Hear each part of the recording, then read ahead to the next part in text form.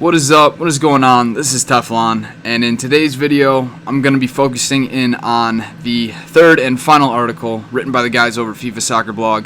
This one completely detailing a new addition to the FIFA franchise, a arcade-style filler game mode called Skill Games. Now, what they are is pretty much they're there to help players who are new to FIFA really get accustomed with all the different aspects of playing the game.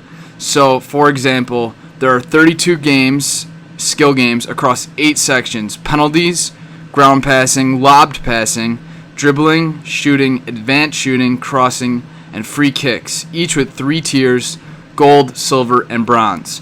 The game ranges from hitting targets, chipping balls into bins, slalom dribbling, to football, tennis, and plenty more, including the apparently infamous gauntlet that uses the full pitch and pulls various drills all together. Now, these game modes are supposed to happen in between when you're starting up like a new game, waiting for the press start button to appear. That's when these are going to take place. And you can also do them right from the main menu, the main hub. You can back out and practice these from the arena, supposedly. Each game has a target score that you need to achieve to unlock the next tier, and some restrict you to a certain number of attempts or put you up against the clock. You pick a player from your set favorite team and then crack on.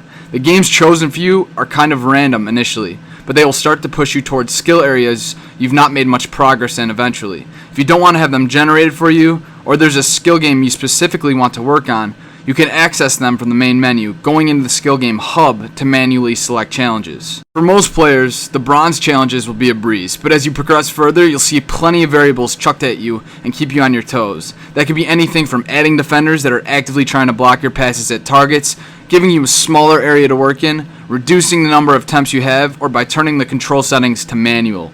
For example, in the football tennis game, you can control 2 players either side of a wall, playing manual lob passes back and forth. As your score moves up, the wall gets higher and the area you can actively play in decreases. Once you've worked your way through the first 3 tiers, you'll then be faced with the skill challenge for that particular section, which, to be quite honest, can be quite brutal. The ground passing skill challenge sees you in control of 6 players positioned around the edge of the center circle, with 2 defenders trying to get the ball off of you. Your passing is set to manual, and there's a squared off perimeter around you, which you can't step outside of or the challenge will end. It would also end if one of the 2 defenders were able to get a touch on the ball. Each successful pass between your players earns you points, with additional points also being awarded for passes between the 2 defenders or by lobbing the ball over them, and so on. Your target is to achieve the legendary rating, which is the highest of 4 points brackets. At the end of the game, your points are totaled and you're shown your rank, which is then updated to the leaderboards.